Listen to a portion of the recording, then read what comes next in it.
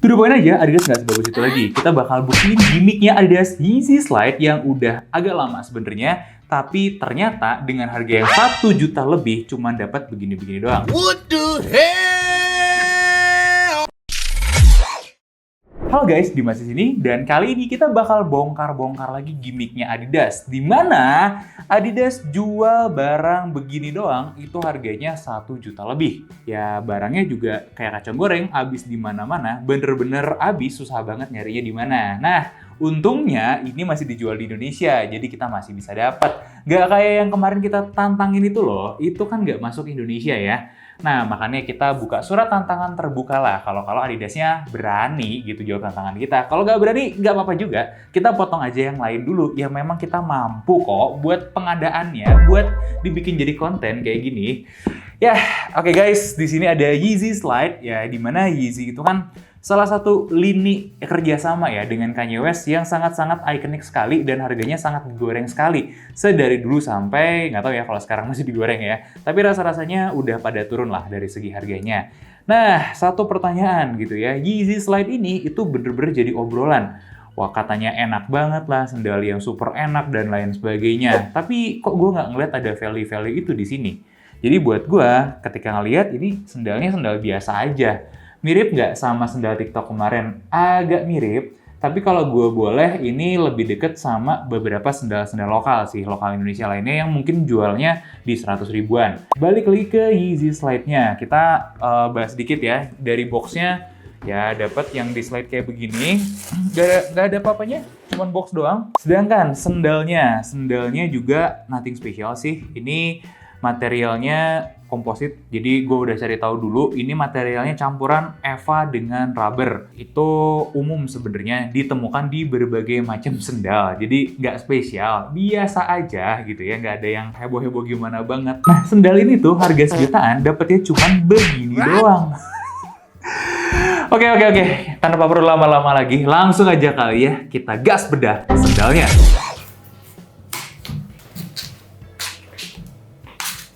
Let him cook.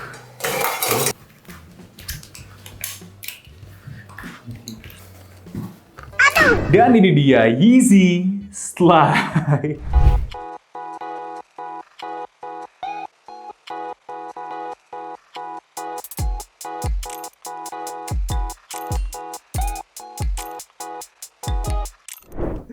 Oke, sorry, gue tidak bisa menahan diri buat ketawa. Karena mentertawakan bahkan kita, dimana beli sendal sejuta buat hasil yang begini-begini doang. Kok begini doang?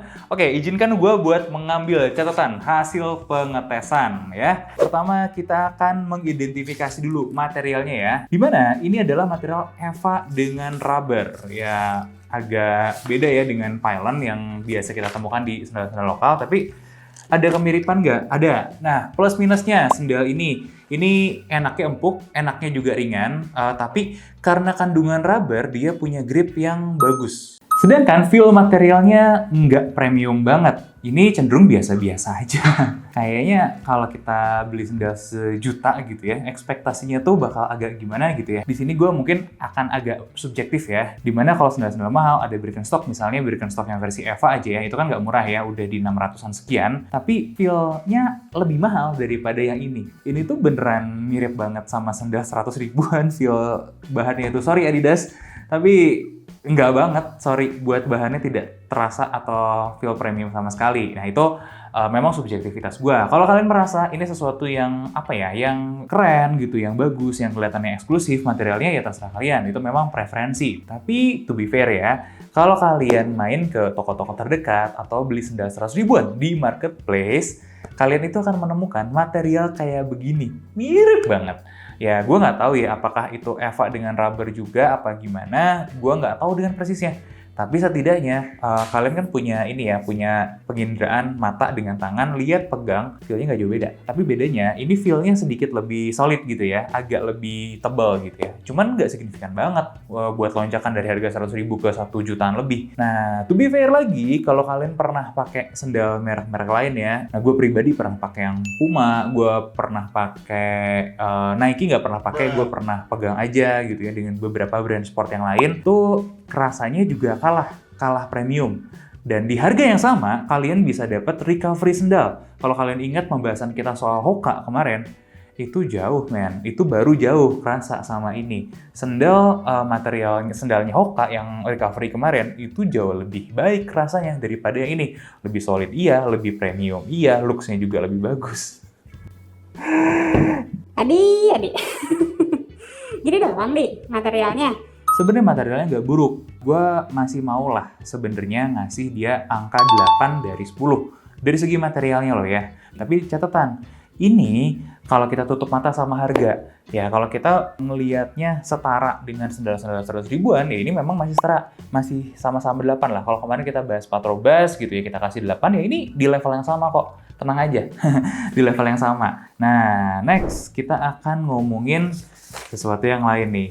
Ini tentang kenyamanan dan fitting-fitting dulu ya. Pertama, fitting dulu deh. Fittingnya ini agak unik kalau menurut penemuan kita, di mana bagian panjangnya ini tuh udah bener. Jadi secara rata-rata size 42 kurang lebih panjangnya sebegini. Nah, cuman yang agak aneh adalah di toe box-nya. Di mana Adidas itu biasanya medium agak wide, ini enggak, ini sempit.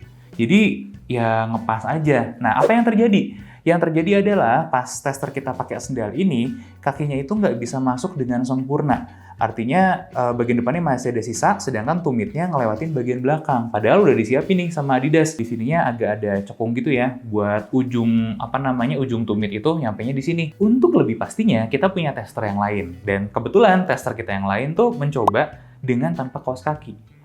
Jangan-jangan justru dengan penambahan kaos kaki, fittingnya jadi jauh lebih ngepas. Saran kita memang kalau mau dapet fittingnya oke, jangan pakai kaos kaki. Karena kaos kaki ya ada tambahan ketebalan ya, dan itu nanti ngaruh nih, terutama di bagian depan-depannya. Dimana tuh box depannya itu bukan medium ya, cenderungnya narrow, ditambah dengan ketebalan kaos kaki lagi, makin tambah sempit, makin nggak bisa maju ke depan.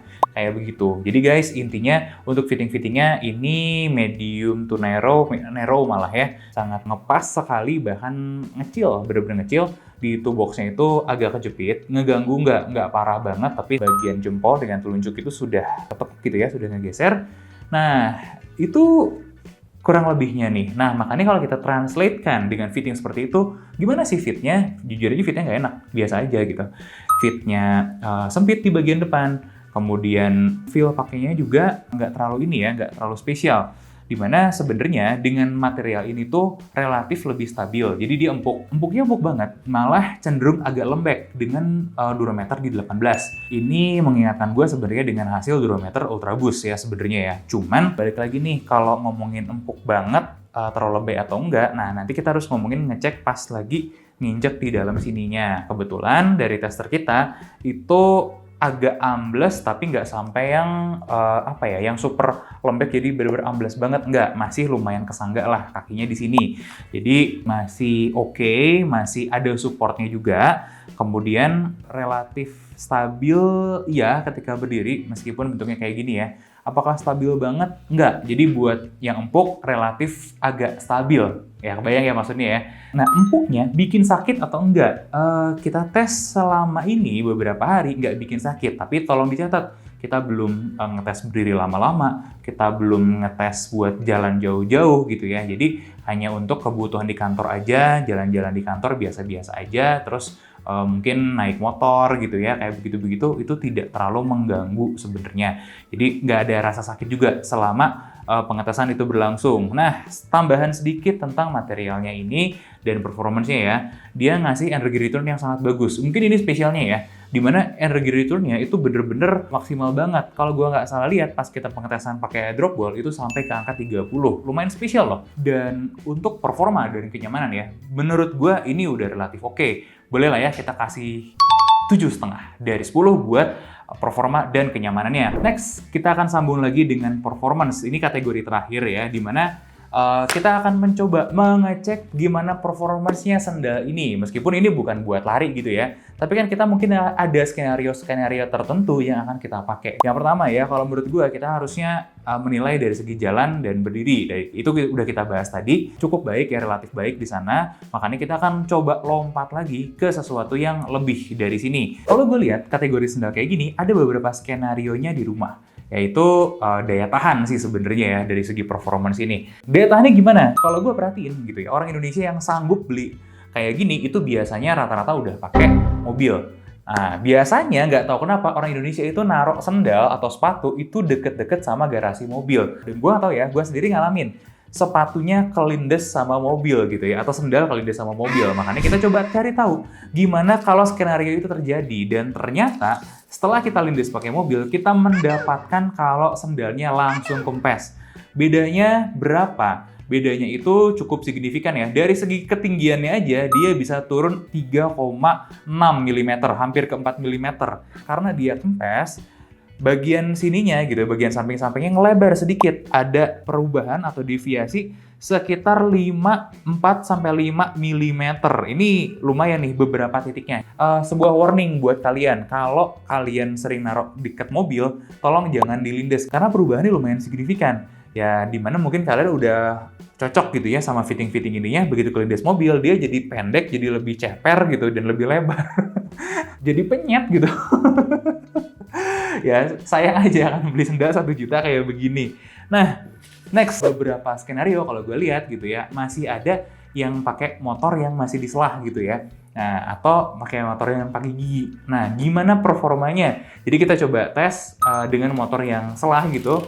Buat nyelahnya sih nggak ada masalah, bener-bener oke banget. Tapi ketika pakai motor yang gigi ya, ini kerasa ganggu. Jadi sendal ini tuh nyangkut buat ganti gigi motornya. Kalau ingat kemarin kan kita sempat melakukan tes yang sama ya sama sendal-sendal yang lain. Kebetulan bagian solnya itu rata, jadi rata-rata nggak terlalu masalah. Cuman waktu itu ada sendal yang lebar aja jadi ganggu waktu gue gonta-ganti giginya. Nah, yang ini dari segi kelebaran udah nggak ganggu. Yang ganggu itu gara-gara bentukan ininya, ripple di solnya, itu bikin nyangkut di pedal buat ganti giginya, naik turunin kayak begitu. Jadi gue juga tidak merekomendasikan kalau motor kalian masih pakai gigi atau motor kalian motor sport gitu ya yang harus gonta-ganti gigi, tolong jangan pakai sendal ini. Coba aja pakai sandal yang lain, akan jauh lebih baik, atau pakai sepatu aja. Ini khususon buat kalian yang pakai motor matic doang akhirnya ya. Nah, untuk menjawab lagi, tadi kan kita udah sempat ngomongin mobil, gue jadi agak kelupaan gimana kalau sandal ini dipakai nyetir mobil. Nah, waktu gue ngetes di mobil buat nyetir gitu ya, untuk perpindahan giginya dari gas ke rem itu nggak terlalu masalah sih sebenarnya. Tapi karena si solnya tebal, gue tidak menyarankan buat nyetir karena ya akan mengganggu respon kita. Walaupun ya ini bagian enaknya ya, karena ngegrip si sendal ini tuh soalnya ngegrip ke pedal-pedal itu jadinya agak enak. Tapi aduh, jangan deh gitu. Bisa tapi jangan. Lebih ke titik itu sih kalau menurut gue.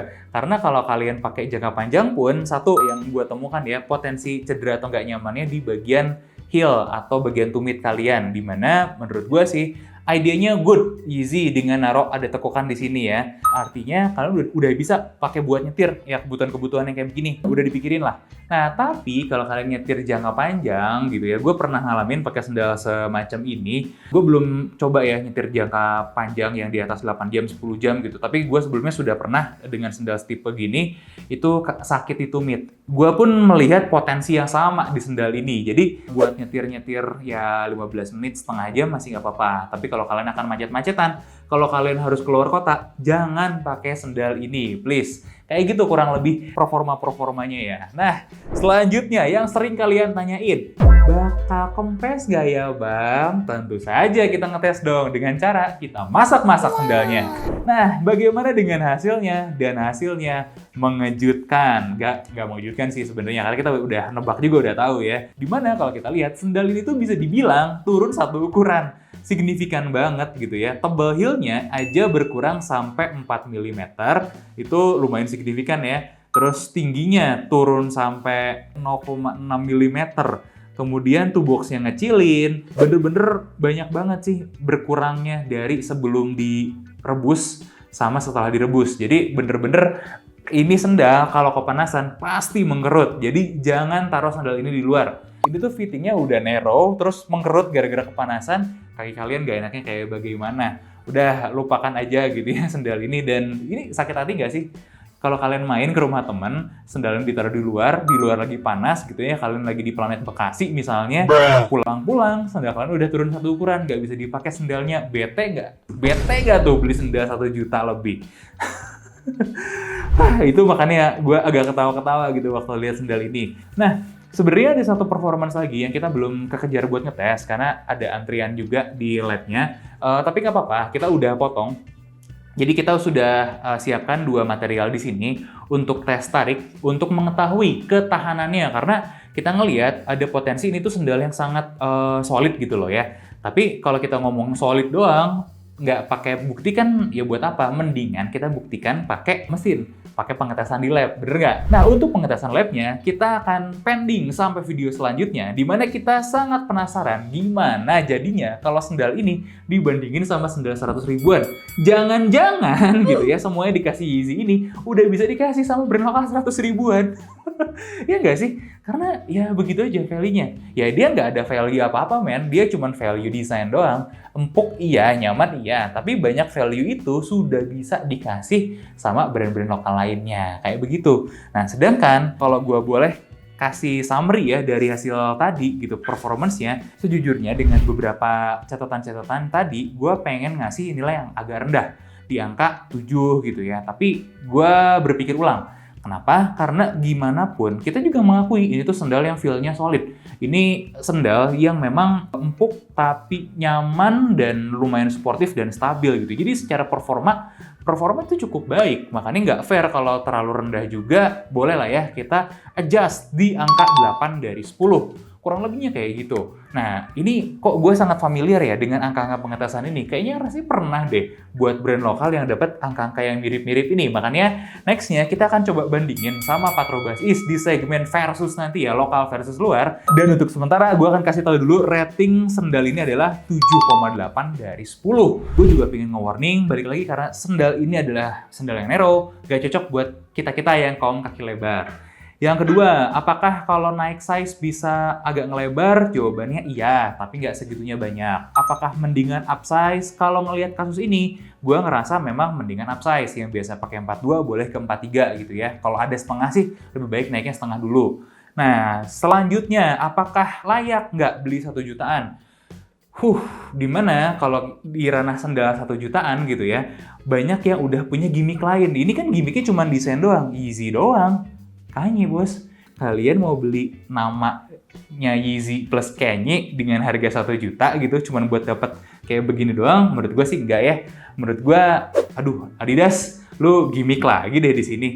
Orang tuh cuman beli nama lo doang akhirnya, nggak ada benefit apa-apa. Dimana harga 1 juta tuh sudah dihuni oleh sendal-sendal dengan gimmick kesehatan. Ya misalnya Birkenstock, misalkan lagi sendal-sendal recovery, contoh kayak Hoka yang kita tes kemarin. Atau beberapa brand lain mendekati harga segitu tuh kayaknya udah mulai gimmick-gimmick barefoot atau yang lainnya lah. Dan Adidas gimmicknya cuman Kanye.